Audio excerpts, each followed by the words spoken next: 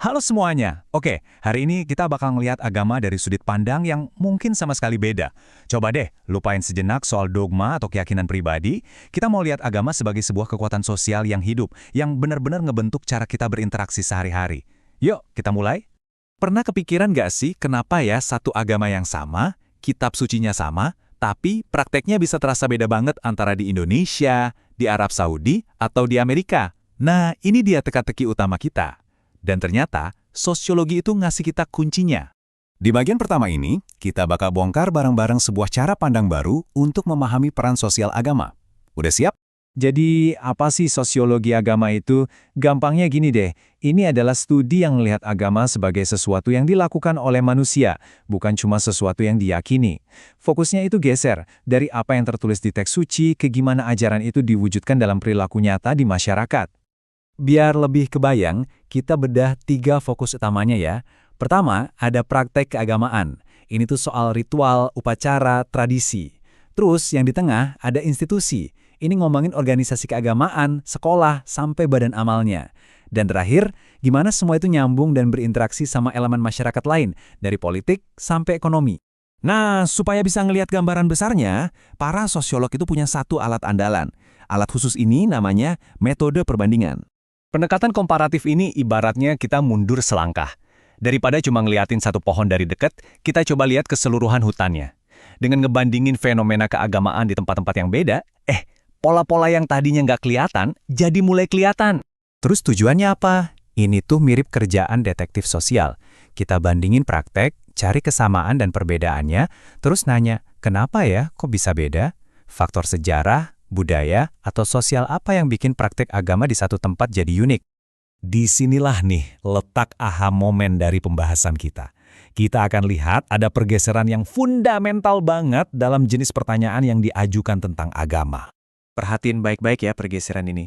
Sosiologi itu nggak tertarik menghakimi sebuah ajaran itu benar atau salah secara teologis. Pertanyaannya jauh beda. Bukan apakah ini benar, tapi bagaimana praktek ini berfungsi atau bekerja di dalam masyarakat. Perbandingan di slide ini tajam banget. Di kiri ada studi normatif yang fokusnya ke ajaran dan kebenaran dari sudut pandang orang beriman. Tujuannya nyari kebenaran teologis. Nah, di kanan ada studi sosiologis yang ngelihat praktek sosial yang nyata dari sudut pandang pengamat. Tujuannya memahami realitas empiris. Pendeknya gini, yang satu ngomongin apa yang seharusnya, yang satu lagi ngomongin apa adanya. Kutipan ini benar-benar ngerangkum semuanya. Jadi poin krusialnya itu pemahaman, bukan penghakiman. Kita pengen tahu apa sih peran agama dalam membentuk ikatan sosial, identitas, atau bahkan konflik? Oke, sekarang kita nyampe di bagian yang paling seru. Emangnya apa sih hasil nyata yang kita dapat dari lensa sosiologis ini? Apa yang bisa kita lihat dengan lebih jelas? Pertama, dan ini mendasar banget, adalah soal identitas. Seperti yang kita lihat di sini, agama itu bisa jadi kayak lem perekat yang membangun solidaritas dan rasa kebersamaan. Tapi, di saat yang sama, ia juga bisa jadi penanda batas yang misahin antara kelompok kami dan kelompok mereka. Ini kayak dua sisi dari koin yang sama. Selain itu, kita juga bisa ngelihat hubungan yang dinamis antara agama dan zaman. Slide ini dengan jelas ngegambarin tegangannya. Apakah agama jadi jembatan yang nyambungin tradisi dengan modernitas, atau malah jadi tembok yang nahan laju perubahan? Dan ini bukan cuma teori yang ngawang-ngawang loh. Para sosiolog, misalnya, bakal ngebandingin gimana agama dipraktekkan di kota besar yang serba cepat sama di desa yang lebih komunal. Atau gimana ekspresi keagamaan kelompok mayoritas itu beda sama kelompok minoritas dalam satu negara.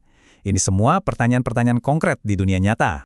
Jadi, apa manfaatnya buat kita? Pendekatan ini tuh kayak maksa kita keluar dari gelembung kita sendiri, numbuhin toleransi karena kita jadi paham kenapa orang lain melakukan sesuatu, memperluas wawasan kita tentang betapa beragamnya manusia, dan melatih kita buat mikir lebih objektif. Sebagai rangkuman, ingat 4 hal ini aja ya. Sosiologi agama itu ngelihat agama sebagai fenomena sosial, dia pakai perbandingan sebagai metodenya, sifatnya objektif, dan relevan banget buat memahami masyarakat majemuk, terutama di negara yang super beragam kayak Indonesia. Sebagai penutup, saya punya tantangan buat Anda. Dengan kacamata baru ini, coba deh lihat sekeliling Anda. Praktek sosial apa? Mungkin tradisi keluarga, festival lokal, atau bahkan cara orang berpakaian yang sekarang Anda lihat dengan cara yang sama sekali baru. Apa ya fungsi sosial di baliknya? Coba deh renungkan.